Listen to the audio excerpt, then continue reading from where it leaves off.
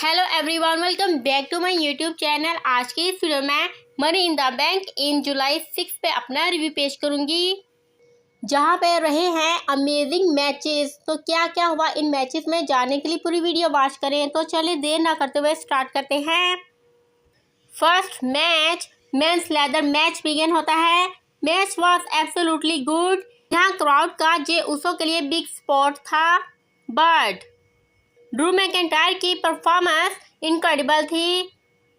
And of the match होता यह है कि जे उसो लेदर क्लाइम करके जब ब्रीफ केस उतारने लगता है तो ड्रू मैकेंटायर जे उसो को लेदर हिट कर देता है एंड जे उसो लेदर से नीचे गिर जाता है। And then Drew McIntyre ladder climb करके ब्रीफ केस उतार लेता है एंड बन जाता है Mr Money in the Bank 2024।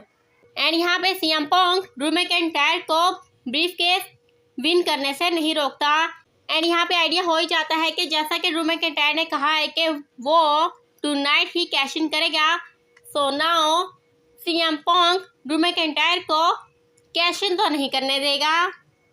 And हमें यही देखना था कि ये सब कैसे होता है। Then Sami Zayn versus Bron Breakker का फॉर द इंटरकॉन्टिनेंटल चैंपियनशिप के लिए मैच बिगिन होता है। Match was absolutely good. Bron Breakker Sami Zayn को बहुत डोमिनेट करता है, but end of the match Sami Zayn Bron Breakker को लहुआ किक अटेम्प्ट करके विक्ट्री पिकअप कर लेता है एंड अपनी चैंपियनशिप को रिटेन कर लेता है। एंड ब्रॉन ब्रेकर को ये प्रूव कर देता है कि वो अंडरडॉग नहीं है। Then Money in the Bank host the Hall of Famer Trish Stratus entry करती है एंड ट्रिश स्ट्रैटस को अपने होम टाउन कैनेडा में गुड ओवेशन मिलता है। Trish Stratus says I am grateful कि मैं अपने होम टाउन में होस्ट कर रही हूँ, बट नाउ मैं इनवाइट करना चाहूँगी 16 time world heavyweight champion John Cena को। And then 16 time world heavyweight champion John Cena entry करता है एंड क्राउड गुड ओवेशन देता है। बट यहाँ पे शौक करने वाली थिंग ये होती है कि जॉन सीना की टी शर्ट पे लास्ट टाइम नाउ लिखा होता है। एंड व्यूअर्स, यू नो के जॉन सीना की टी शर्ट पे always my time is now लिखा होता है। एंड इस तरह से ये थिंग शौक लगती है। And then John Cena says Canada, मैं यहाँ अपनी रिटायरमेंट अनाउंस करने आया हूँ।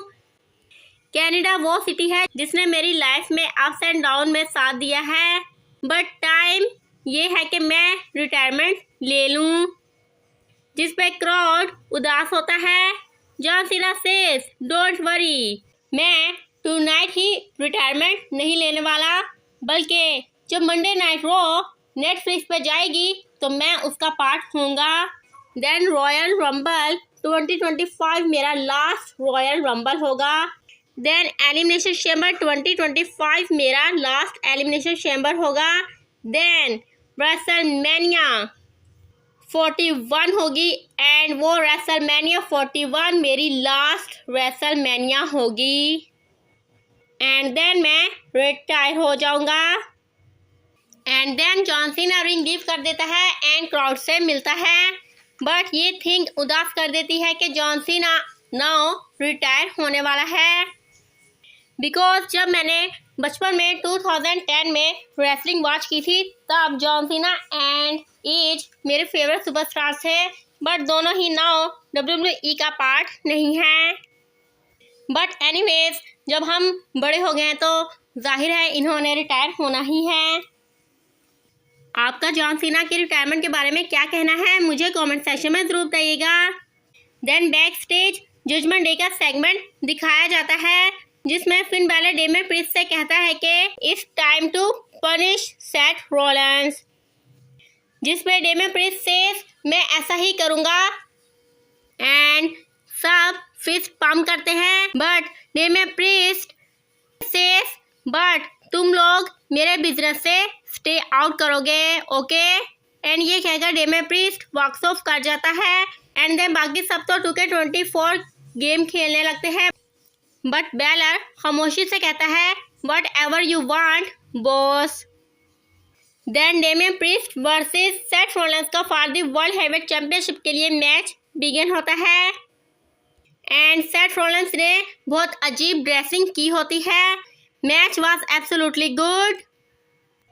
मैच में सेथ रॉलिंस डेमियन प्रीस्ट को क्रब स्टॉम्प अटेम्प्ट कर देता है, but Damian priest kicks out कर देता है एंड देन दोनों में फाइट होती है and Seth Rollins Damian Priest को टॉप रोप से सुपरप्लेक्स अटेम्प्ट करता है and then Falcon Arrow attempt करने लगता है, बट डेमियन प्रीस्ट इसे ब्लॉक करता है। But then suddenly Seth Rollins Falcon Arrow attempt कर देता है एंड कवर करता है एंड रेफरी काउंट करता है 1 2 एंड देन रेफरी रुक जाता है। प्रॉब्ली यहाँ पे ड्रू मैकिंटायर का थीम सॉन्ग प्ले होना था, जिसने इन पर कैश इन करने के लिए आना था, बट इसमें थोड़ा सा लेट हो जाता है। ड्रू मैकिंटायर तो आता है बट उसका थीम सॉन्ग थोड़ा लेट प्ले होता है।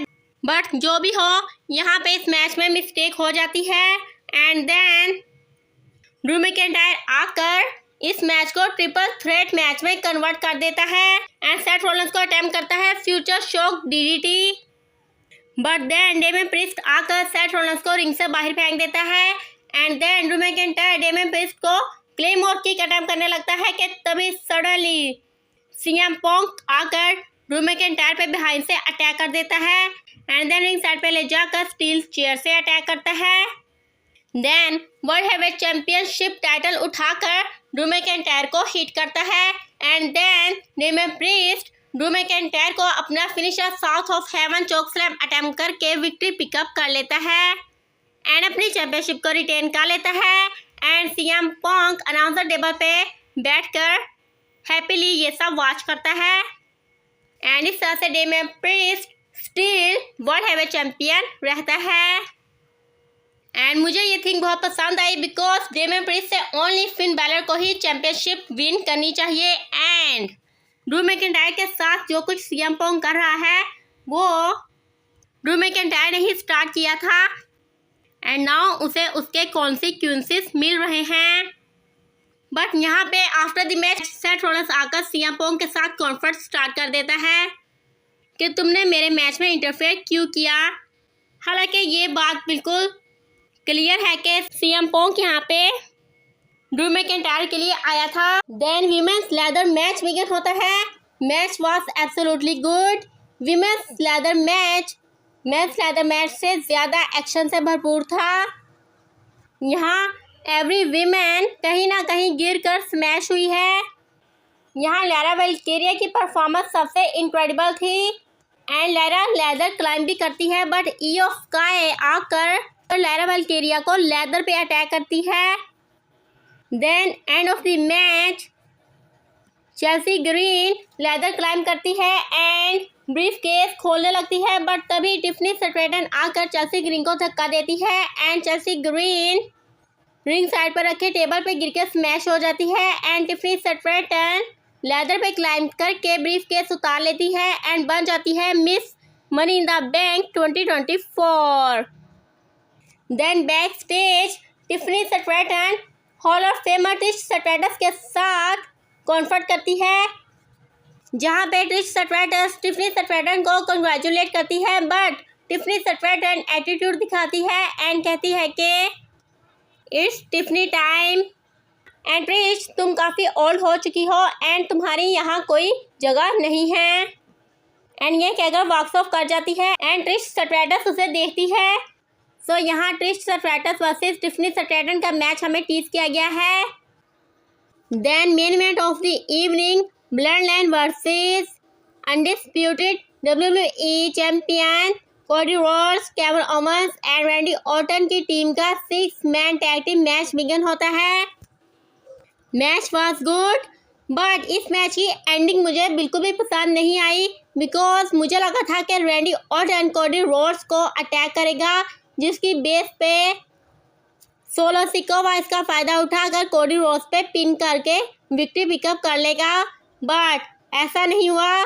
बल्कि एंड ऑफ द मैच होता यह है कि कोडी रोड्स सोलो सिकोवा को अपना फिनिशर क्रॉस रोड्स अटैम्प्ट कर देता है एंड देन सेकंड टाइम भी अटैम्प्ट कर देता है and then third time attempt करने लगता है तो जैकब फेटू आकर कोडी रोड्स पर अटैक कर देता है एंड देन कोडी रोड्स के दोनों बाजुओं को पीछे करके होल्ड कर लेता है and then Solo Sikoa Cody Rhodes को 7 स्पाइक अटेम्प्ट करके विक्ट्री पिकअप कर लेता है एंड कोडी रोड्स पे पिन कर लेता है। And Randy Orton and Kevin Owens बाहर डाउन होते हैं एंड इस तरह से ब्लड लाइन की डोमिनेशन दिखाई जाती है जो कि मुझे बिल्कुल भी पसंद नहीं आई। आपका इस बारे में क्या ख्याल है मुझे कमेंट सेक्शन में ज़रूर बताइएगा।